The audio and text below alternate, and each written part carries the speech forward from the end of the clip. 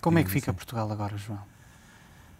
Portugal, na situação como está agora, somente com este downgrade da Moody's não tenho grande preocupação.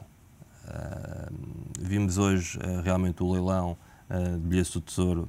Acabou por ficar aquém, nomeadamente no montante. Mas não estamos a falar de nada muito significativo. Muito significativo. Por aí, aliás, e do ponto de vista macro, todos nós já sabemos que não íamos ao mercado. Portugal não tem capacidade de ir ao mercado a níveis sustentáveis e que estamos a falar de uma situação até 2013. A Moody's veio dizer meados de 2013, possivelmente já será mais complicado, mas nunca antes dessa altura. Exato.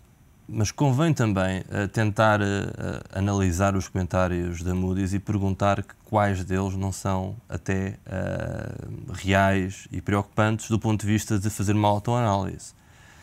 Porque a situação é essa. Existe um risco considerável em 2013 de potencialmente precisarmos de um novo pacote se o paradigma dos mercados e a situação atual dos mercados não se alterar. E aqui existe um problema também, que é a percepção dos ratings e o impacting dos ratings nos potenciais investidores. Os investidores tradicionais em dívida soberana, estamos a falar de fundos de pensões, bancos centrais e por aí fora, estamos a falar de instituições sempre com um menor apetite de risco e por aí grande parte da alocação dos seus portfólios eram dedicados e são dedicados à dívida soberana, que têm restrições a nível de estoque do que podem ter a nível de ratings. Isto significa que vamos ter um número limitado, não só de participantes num futuro, como em volume desses mesmos participantes, caso o rating não tenhamos upgrade, porque por isso simplesmente não podem investir. João, olhando ainda para outras questões, lembro-me, por exemplo, do caso da Irlanda, que é ainda destes 3 países que já tiveram ajuda externa, que ainda não está em junk, poderá conseguir evitar esta situação? Potencialmente sim, porque a situação a situação da Irlanda é algo diferente de Portugal e Grécia.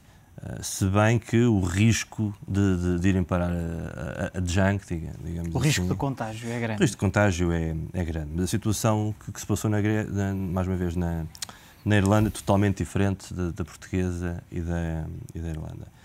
E da Grécia. Tudo isto são situações diferentes. Portugal não tem os mesmos problemas que a Irlanda tem. A Irlanda, basicamente, estamos a falar de uma situação de uma impreparação da economia para a nova realidade. Estamos a falar de uma bolha do mercado imobiliário que não se passou em Portugal. Ou seja, os problemas também são diferentes, de diferente escala. Em Portugal estamos mais confortáveis em certos pontos de vista, mas do ponto de vista estrutural estamos com maiores dificuldades. A situação da banca com este corte acaba por ser um pouco dificultada, nomeadamente, e se pensarmos, e já aqui falamos desse cenário, o facto das outras agências acompanharem a Moody's e colocarem em junk a classificação da dívida portuguesa, o uso de dívida como colateral junto do BCE fica fechado.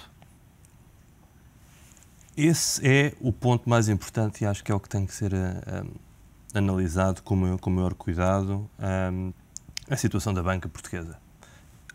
Tanto no contexto internacional como agora no doméstico, isto é demasiado relevante até para o relançamento da economia que seja prestada atenção e cuidados à banca portuguesa. A banca portuguesa, como nós sabemos e como foi visível depois de toda esta crise, é muito bem gerida.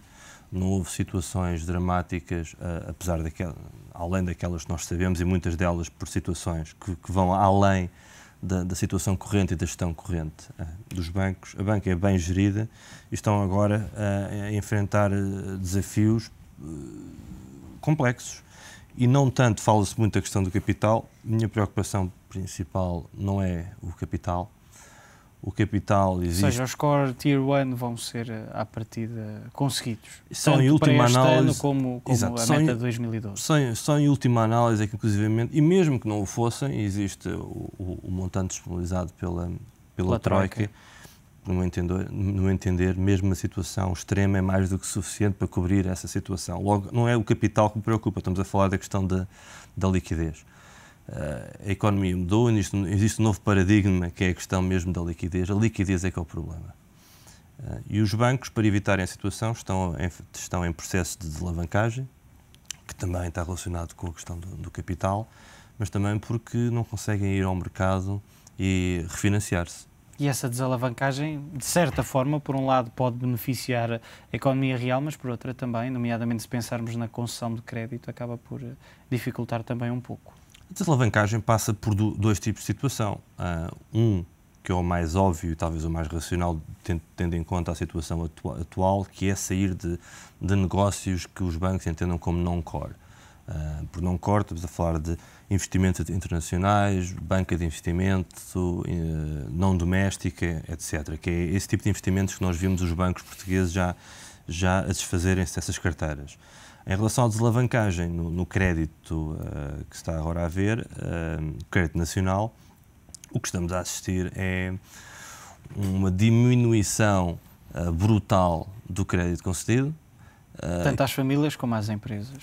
Que não acompanha a amortização, digamos assim. Vemos a amortização normal, expectável de uma carteira de crédito, e o que se via no passado, antes de toda esta crise, via-se que esses montantes eram utilizados para um novo crédito juntamente com outro, ou seja, havia um aumento do crédito. E agora não, está-se a ver simplesmente a nível de estoque. Foi uma torneira que se tem fechado, ou é uma torneira que se tem fechado rapidamente, ou rápido demais? Rápido demais, e não podemos criticar a banca não tem soluções. E as soluções que existiam, que algumas ainda perduram, estamos a falar simplesmente do acesso ao Banco Central Europeu a nível de volume, porque é disso que estamos a falar. Este downgrade coloca em risco esse acesso. Essa única forma ou essa principal forma de financiamento que existe para determinados ativos. Altura. Para determinados ativos, sim. Mas já não é de agora. Os downgrades anteriores já dificultaram, porque sabemos que é preciso, em troca por esse financiamento, há uma espécie de um valor de troca e à medida que iam sendo realizados esses downgrades, esse valor exigido ia subindo cada vez mais. E não só para nova dívida, porque os bancos estavam a titularizar grande parte dos balanços, o que já tinha sido titularizado continua a ser descontado junto do Banco Central Europeu. Agora, carteiras novas ou carteiras que não tinham sido titularizadas ainda, cuja restrição do BCE mantém-se, aliás, eles não estão a ser sensíveis também a esta questão, não podem titularizar porque não têm 2 ratings AAA, que agora está completamente fora de questão. E isto leva-nos mais uma vez à questão também de... Falamos muitas agências, mas não olhamos para o papel do BCE, que poderia facilitar muito a situação. Bastaria dizer que, para o caso A, B, C ou D, que a dívida seria aceita com outro tipo de ratings. E não o estão a fazer. Há aqui uma meia-culpa também por parte do BCE. É uma meia-culpa um bocadinho, ou um bocado, consideravelmente, porque já estão com o balanço com um risco considerável. João, olhando para uma última questão, numa altura de privatizações, nomeadamente em Portugal, estes cortes acabam por não ajudar, tornam as empresas mais baratas. E a este respeito, eu hoje li um artigo de opinião que dizia que Portugal não está em saldos, mas sim está a ser saldado pelas agências de rating. Isso parece-me um argumento um pouco forte, porque não é assim. Penso eu e espero eu que seja a intenção das agências. Agora, que é um facto que o sentimento e que os downgrades consecutivos a Portugal e a percepção que isso cria do mercado português não cria um ambiente favorável a investidores para virem participar. Nós temos que entender que há diversos tipos de investidores com diversos tipos de apetite. E Portugal está agora destinado a investidores com um apetite a risco considerável, não os outros. E esses investidores têm taxas de retorno, ou esperam ter taxas de retorno maiores, e por simplesmente isso reflete-se no preço.